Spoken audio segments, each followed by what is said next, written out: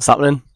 Today I'm going to talk about sort of hidden messages that I've sort of seen, identified, noticed in the media and music throughout my life, and the change that they've put across, and how we can use it for the better to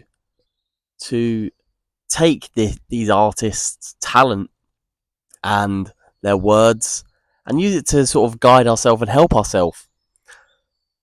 A lot of the time you'll see in media is that there's a lot of repetition, and this could be sort of embedded in visuals, in songs, so music videos, in lyrics, and a lot of the time you will see a lot of stuff being repeated and keep being brought up, but then a lot of the time you'll see something that doesn't come up as often and sort of hits a nerve, a good nerve, and it hits you sort of slowly, but also in a deep manner where it becomes a thinker, and you go, "Ooh, that's not happened often in the media," and I've just noticed it, and I've gone, "Do you know what? I could go with something like this."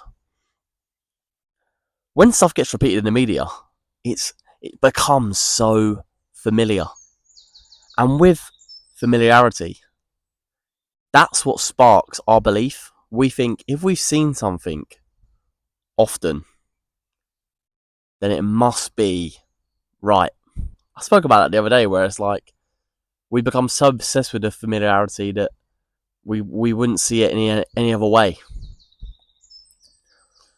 And when we see it like this with this vision, it's quite a true chaos where it could be right, it could be wrong, but then it also provides us with that sense of potential hope, where we hope that what they're saying is true, or we hope that there's another way.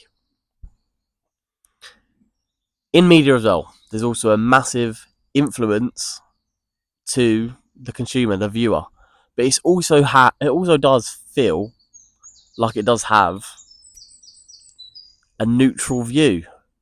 This is until it is directed and pushed in your face, and you go, I keep seeing the same stuff. I keep being sort of attracted. They know what I want. The algorithm know what I want. And media as a whole isn't inherently good or bad. It just sort of reflects how we individually look at it and reflect on it ourselves. We are the one that makes that opinion. It just so happens that all of us have the same opinion, because a lot of the things that get sort of announced now, released now, are either one end of the scale, top to bottom, or bottom of the barrel, and you go, oh, that is not good, that is worrying. You see it with artists where some of their songs are about sort of self-destruction, whilst others, they give us the message that we're not alone in this life. There's so much more to what we're looking for and what we're feeling. And these things, this media, these music songs, these artists that manipulate us, they also manipulate to inspire and show like the positive effects of what they're actually trying to release and put their message across. There's also a healing side of media and these hidden messages, where we have to look at the positive ideology of the art, where not all the messages that are being promoted and put across are toxic.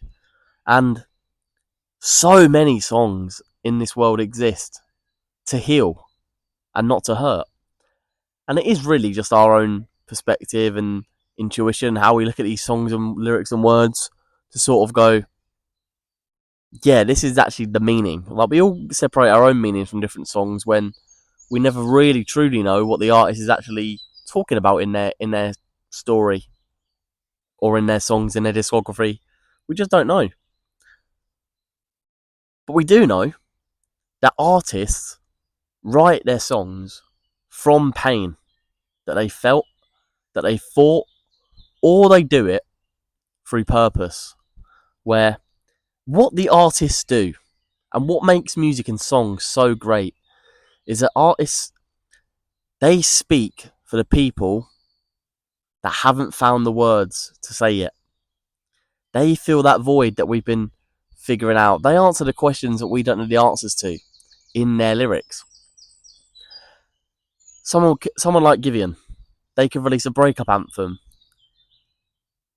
And you could also have a song about sort of self-worth. And these songs are the lifelines that we look for, the lifelines that we need in our life to sort of take a step back and go, these messages are actually a positive feeling to me. But then they also, like I said, a heartbreak anthem, breakup anthem, they're to do both sides, where you feel sad and you feel positive that potentially the relationship was toxic, and then you've got both sides of that one song. It's just how you're feeling as an individual listening to it. It all just sort of stems to the right track in the moment feels to you like someone is finally understanding how you're feeling. So if we look at other songs in media, in videos, the feelings that we get all the time, or the themes in these songs, they are love, their freedom, their struggle, hope, discovery, nostalgia, rebellion. And these themes are for the sort of, they're what people are feeling every day. Songs are themes of feelings that people feel every day. And they get released. And there's a reason why so many artists have their own sort of genre and lane, and why they also go into other lanes and other genres, because they know that they'll have a market, and they know that they'll have people that will enjoy it, people that will relate to it, and people that will want to go and see them perform these songs that they've wrote from their own head. I think also sort of the culture of this media is what moves us, and moves us forwards, and also moves us back when we're not hoping that we are going to. And the media altogether, we all are putting stuff into this media, stuff that we post online, stuff that we search through SEOs, search engines, and these stories are created from what we as individuals are looking for, and looking for the answers. And the media is the feedback that we give, and the feedback is of who we actually are becoming, and what we're looking for, what we're enjoying. And if we as individuals want peace, we need to be the ones that are creating this art, and we need to be the ones that need this art and able to sort of relate to it and speak to it, and also have that creative spark of making our own.